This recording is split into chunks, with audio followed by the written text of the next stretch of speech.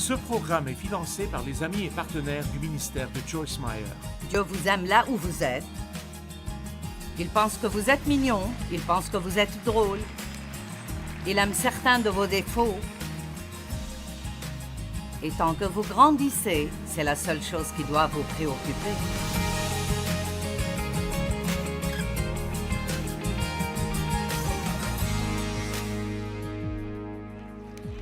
Je prie pour que la parole de cet après-midi soit riche et puissante et exactement ce que vous devez entendre, pour que vous retourniez chez vous, prêt à affronter certaines des choses dont vous devez vous occuper, mais vous le ferez comme Jésus le ferait, au lieu de comme vous le feriez peut-être. Nous allons donc parler aujourd'hui des moyens d'éviter de perdre votre temps. Nous avons un temps limité et vous pensez différemment au temps comme vous vieillissez. Et quand vous vivez environ les 3/4 de votre vie ou les 2/3 de votre vie, vous arrivez au point où vous ne voulez vraiment pas perdre votre temps. Si vous voulez faire quelque chose que vous n'avez pas encore fait, vous voulez le faire, mais vous ne voulez pas perdre votre temps, je vous recommande de ne jamais perdre votre temps, et cela même quand vous avez 20 ans. Mais ça devient vraiment important pour vous plus vous vieillissez. Et vous avez peut-être 20 ans maintenant, mais un jour vous aurez 80 ans, et cela se produira plus rapidement que vous ne le pensez. Et je crois que le temps est un don très précieux. Et le temps, vous pouvez soit le perdre, soit l'utiliser sagement. Mais qu'importe comment vous passez votre temps, quand il est passé, vous ne pouvez pas le récupérer. Je veux que vous pensiez à cela sérieusement. Si c'est 1 heure, ou 1 semaine, ou quoi que ce soit, si vous passez 3 jours en colère, vous avez totalement perdu ces 3 jours, et vous ne les récupérerez plus jamais. Jamais plus. Dans les premières années de notre mariage, Dave et moi, j'avais toujours un tempérament vraiment incontrôlable. Je me souviens de mes crises de colère assez répétitives. C'est comme ça que j'ai grandi et que j'ai vu mon père agir. Il se mettait en colère jusqu'à ce qu'il obtienne ce qu'il veut. Et donc c'est comme ça que j'agissais. Et je me souviens que Dave m'avait dit un jour, il a dit « Ne serait-ce pas horrible si Jésus revenait aujourd'hui et tu passais le dernier jour de ta vie sur cette terre en colère ?» Et cela m'a vraiment fait réfléchir.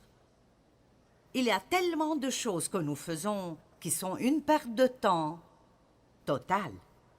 Elles ne font aucun bien du tout.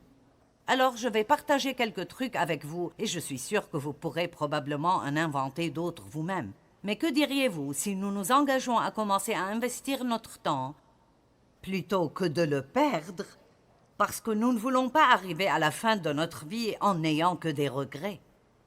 C'est l'une des choses les plus tristes qui puissent arriver à une personne, c'est qu'il soit trop tard pour revenir en arrière et faire ce que vous aimeriez avoir fait et auriez dû faire, et finir par regretter votre façon de vivre sans pouvoir la réparer. Donc, la première chose qui est une perte de temps totale est ce que la Bible appelle des œuvres mortes. Maintenant, Dieu veut que nous fassions de bonnes œuvres, mais il veut que nous évitions les œuvres mortes. Donc, quelles sont les œuvres mortes? Eh bien, les œuvres mortes sont notre énergie qui essaye de faire ce que seul Dieu peut faire. Savez-vous combien c'est difficile d'essayer de faire que quelque chose arrive que seul Dieu peut faire arriver? Et plus vous essayez de le faire, plus le désordre que vous causez est grand.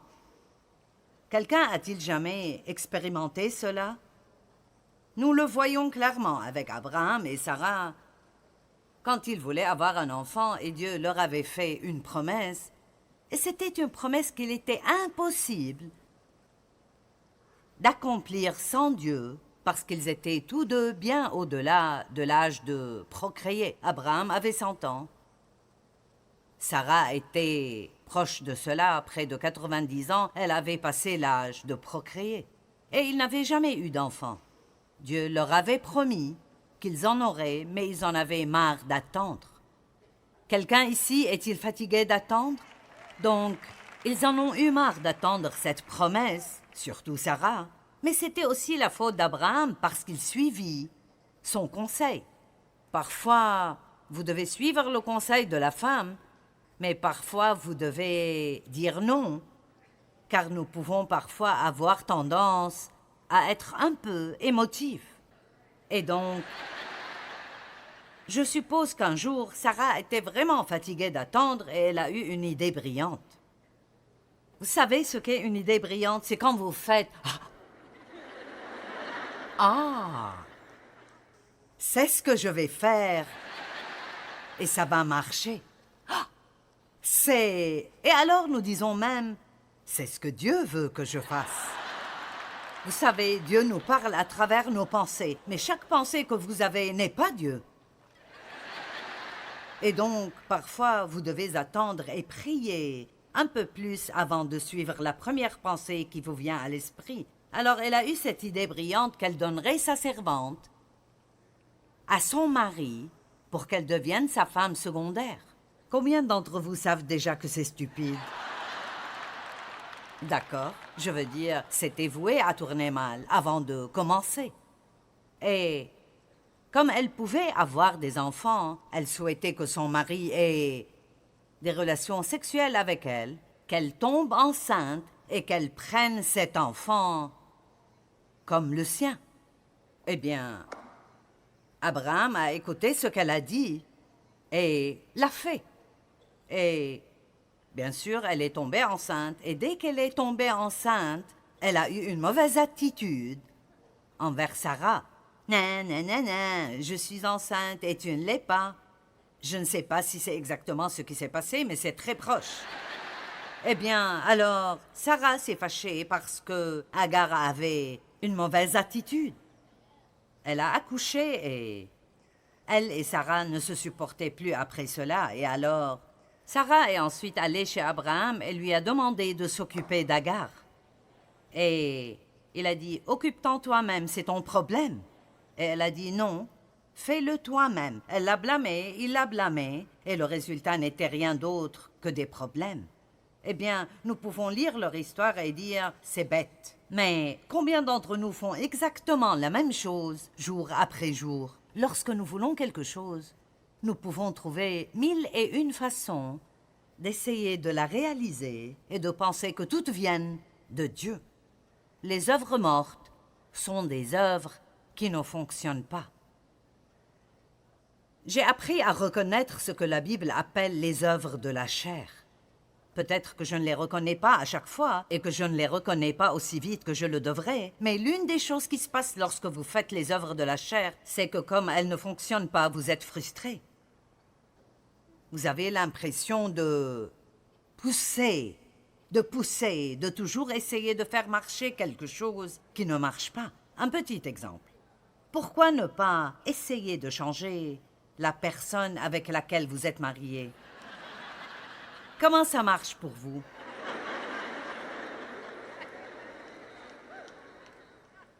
C'est tellement aggravant parce que vous ne voulez pas qu'ils fassent ce qu'ils font ou il y a quelque chose que vous voulez qu'ils fassent et qu'ils ne font pas.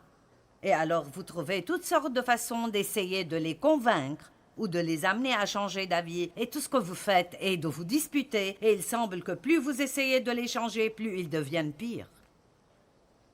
Les gens n'aiment pas être forcés de faire des choses. Personne n'aime être contrôlé. Et la vérité est que si le cœur n'est pas changé, aucun changement ne durera de toute façon. Et Dieu est le seul qui puisse changer un cœur. Donc Dieu est le seul qui puisse réellement changer les gens. Et si vous ne l'avez pas remarqué, nous sommes tous un peu différents. Et beaucoup d'entre vous sont mariés. Si vous êtes marié à quelqu'un qui est votre opposé. Amen. Je veux dire, Dave et moi, nous sommes... Vous ne trouverez jamais deux personnes qui soient aussi différentes que Dave et moi. Et nous sommes mariés depuis 51 ans. Maintenant,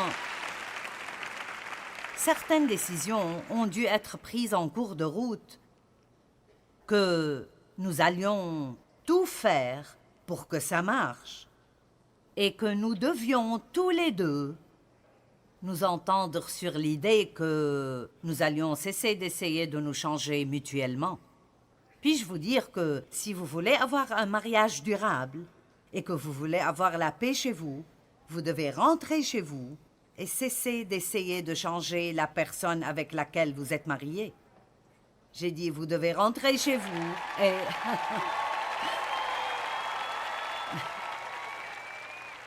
Vous savez, je suis vraiment agressive et Dave est beaucoup plus patient. Eh bien, attendons. Je ne veux pas attendre, je veux faire quelque chose. Donc je lui disais, tu es toujours à 9000 derrière Dieu. Et il disait, oui, et tu le devances toujours de 9000. Mais la vérité est que la raison pour laquelle vous vous retrouvez avec quelqu'un de différent de vous, c'est que si vous apprenez à travailler ensemble, vous vous gardez à l'abri des ennuis. Amen. Mais ce qui se passe normalement, c'est que deux personnes se marient ou vous avez de nouveaux amis et cela se produit avec vos enfants. Vous essayez de faire que tout le monde soit comme vous. Et c'est insensé parce que bien souvent, vous ne vous aimez pas et vous essayez de faire que tous les autres soient comme vous et vous ne les aimerez pas plus alors que vous les aimez maintenant. Nous sommes tous différents. Vous ne pouvez pas être quelqu'un d'autre. Vous feriez donc mieux d'exceller en qui vous êtes. Dieu ne vous aidera jamais à être quelqu'un d'autre que ce que vous êtes. Et non seulement cela, vous devez vous aimer et vous apprécier et non simplement regarder toutes vos faiblesses, mais regarder vos forces et laisser Dieu les utiliser à ses fins sur la terre. Quand vous arrêtez d'essayer de faire que vos enfants soient ce que vous voulez qu'ils soient, allez. Souvent, nous voulons vivre nos rêves non réalisés à travers nos enfants. Nous voulons qu'ils fassent ce que nous voulons, et la seule chose qui va se passer, c'est qu'ils vont finir par ne plus vous aimer et peut-être ne plus vouloir aucune relation avec vous parce que tout le monde veut être libre de prendre leur choix seul. La Bible dit « Instruis l'enfant selon la voie qu'il doit suivre ». Et la Bible amplifiée dit « selon sa propre personnalité ou son propre penchant ». Éduquez vos enfants comme Dieu le veut et non comme vous le voulez. Eh bien, j'ai élevé 4 enfants et ils sont tous vivants et je le suis aussi. Et je n'ai pas le temps de le faire, mais je pourrais vous raconter des histoires avec chacun d'eux où je pensais que nous ne pourrions jamais nous en sortir. L'une de mes filles en particulier était extrêmement désordonnée, désorganisée, très oublieuse et irresponsable. Je pensais avec certitude que quand elle quitterait la maison, elle se perdrait et ne saurait jamais se retrouver. Et ce qui est si drôle maintenant, c'est cette fille, qui est ma fille aînée, elle s'appelle Laura, elle s'est même donné un titre, elle se nomme la main majeure, car elle me gère à moi et gère ma vie.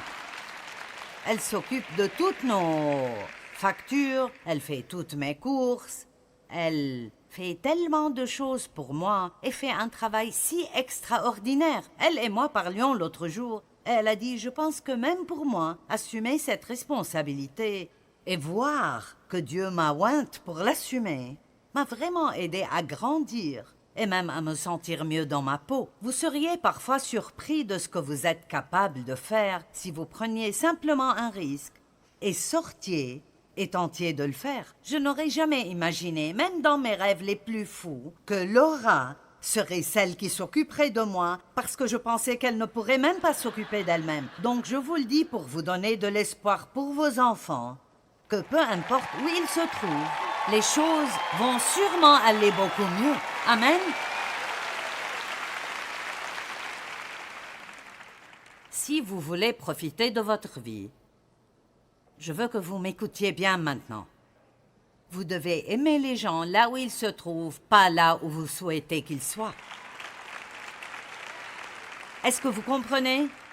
Aimez-les là où ils se trouvent, pas là où vous voulez qu'ils soient. C'est ce que Jésus a fait pour nous. Il nous rencontre là où nous en sommes. Il nous aime là où nous sommes.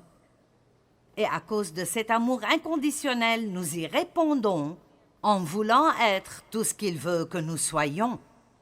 Si vous donnez aux gens de l'amour et de l'acceptation, ils seront plus susceptibles de vous donner ce que vous voulez que si vous essayez de les forcer tout le temps à changer.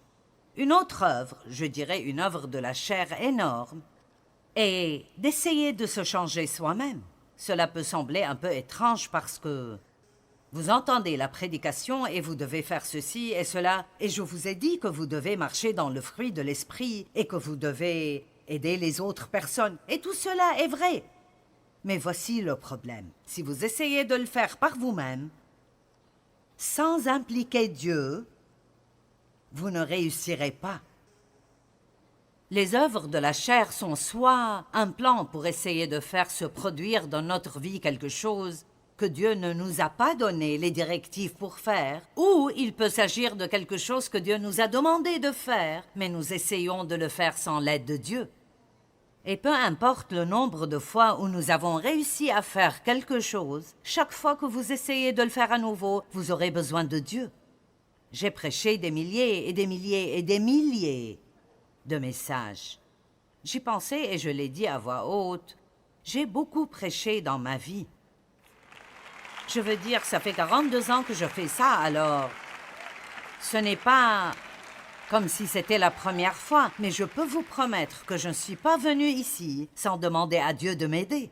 Je ne suis pas venue ici sans m'appuyer sur Dieu et lui faire savoir que ce serait un échec total et un désastre s'il ne se présentait pas. Et donc, peu importe à quel point vous pensez être bon dans quelque chose, le meilleur moyen de mordre la poussière est de commencer à penser que vous pouvez le faire vous-même, sans lui.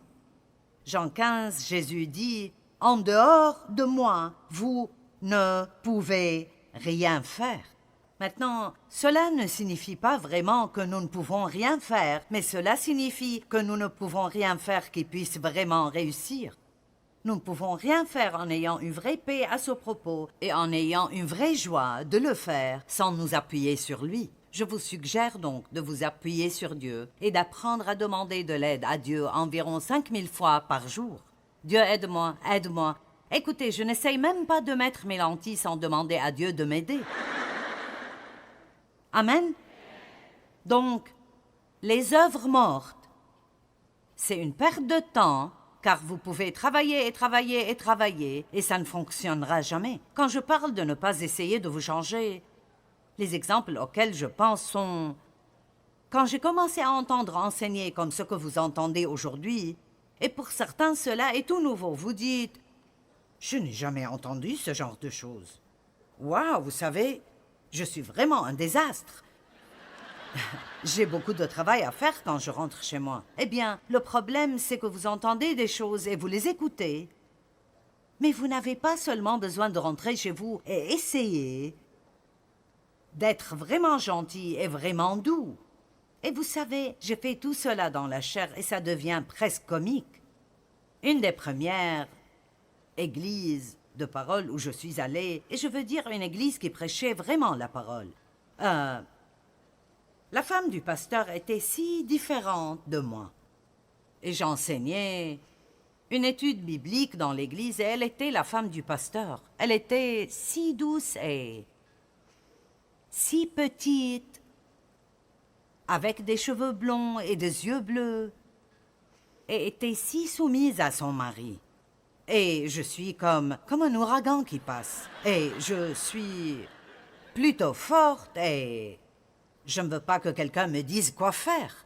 Et je suis vraiment audacieuse et elle est vraiment douce. Eh bien, nous avons eu du mal à nous entendre. Je ne sais pas pourquoi, mais c'était difficile.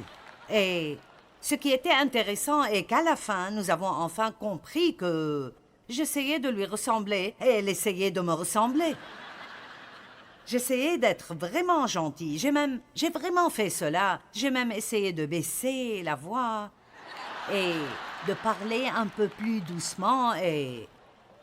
Vous savez, d'être un peu plus douce et de marcher un peu plus doucement. Et, vous savez, quelqu'un me disait, est-ce qu'il y a quelque chose qui ne va pas? Vous savez? Et alors je pensais, bien sûr, c'est comme ça que ça marche. Si je suis moi, vous n'aimez pas ça. Si j'essaye d'être ce que vous pensez que vous voulez que je sois, alors vous n'aimez pas ça non plus. Je me souviens d'avoir entendu des messages sur la bouche et le pouvoir des mots et je me disais, c'est fini. Je vais garder ma bouche fermée si c'est la dernière chose que je fais. Et donc, je ne disais littéralement plus rien. Vous voyez, la chair aime toujours les extrêmes. Soit elle ne le fera pas, soit elle en fera trop. Et donc, je parle trop. Maintenant, j'entends un message sur la puissance des mots. Et donc, maintenant, je ne vais pas parler du tout pour m'assurer de ne pas me mettre dans le pétrin. Je me souviens de ces jours et je suis si heureuse parce que Dieu m'a enseigné la grâce et que la grâce est la seule chose qui puisse nous changer. Et donc, si vous voulez faire ce qui est juste et Dieu voit votre cœur et vous lui demandez de vous aider, il vous changera. Il vous changera pendant que vous étudiez la parole et vous passez du temps avec Dieu. Laissez-moi vous dire, si vous voulez que les choses que vous entendez dans vos églises fonctionnent dans votre vie, ce que vous devez faire, et si, par exemple, il y a eu quelque chose qui vous a vraiment marqué et vous dites « j'ai vraiment besoin de ça, j'ai besoin d'être plus stable, j'ai besoin d'être plus indulgent, je n'ai pas besoin de me mettre en colère si facilement. » Prenons la colère comme exemple. Donc, au lieu de rentrer chez vous et d'essayer de ne pas vous mettre en colère, vous devez commencer à étudier vraiment la parole sur la colère.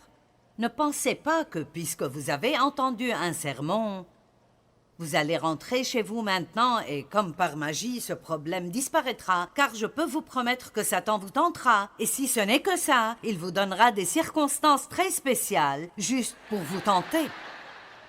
Et voici ce qui se passera. Vous échouerez si vous essayez de le faire vous-même, puis le diable vous dira, vous voyez, aller à cette réunion ne vous a fait aucun bien. Le diable est quoi? Un menteur. C'est tout ce qu'il sait faire. Nous devons apprendre à discerner ces mensonges. Donc, rentrez chez vous et dites, Dieu, c'est une chose dans laquelle je veux vraiment grandir. Et j'ai besoin de ton aide. J'ai besoin de ton aide. Je ne peux pas le faire moi-même. Mon cœur désire vraiment changer, mais je ne peux pas le faire sans toi. Et je vais m'en tenir à ça jusqu'à ce que j'aie la victoire. Ainsi, vous trouvez 6, 7 écritures qui parlent de la colère. Vous les lisez, vous les étudiez. Vous les lisez suffisamment pour vous en rappeler. Vous passez du temps avec Dieu concernant cette chose en particulier. Je dis toujours que la parole de Dieu est comme une armoire à pharmacie. Et si vous avez mal à la tête, vous ne mettez pas un pansement. Et si vous êtes colérique, étudier la prospérité ne vous aidera pas. Vous devez étudier des sujets spécifiques pour des problèmes spécifiques. C'est comme prendre des médicaments pour votre âme. Et vous devez également réaliser que vous n'avez pas besoin d'être très pressé, car la Bible dit dans 2 Corinthiens 3,18 que lorsque nous examinons la parole de Dieu, nous commençons à voir ce que nous sommes censés être et ce que nous sommes, et comment Dieu nous change de gloire en gloire, c'est-à-dire petit à petit. Et cela se produit par l'Esprit de Dieu, pas par ma propre détermination, ni par ma propre volonté, mais Dieu nous change parce qu'il voit notre cœur et nous faisons les choses comme il faut. Et s'il y a 50 personnes, elles seront peut-être toutes dans un lieu différent de maturité spirituelle dans leur vie.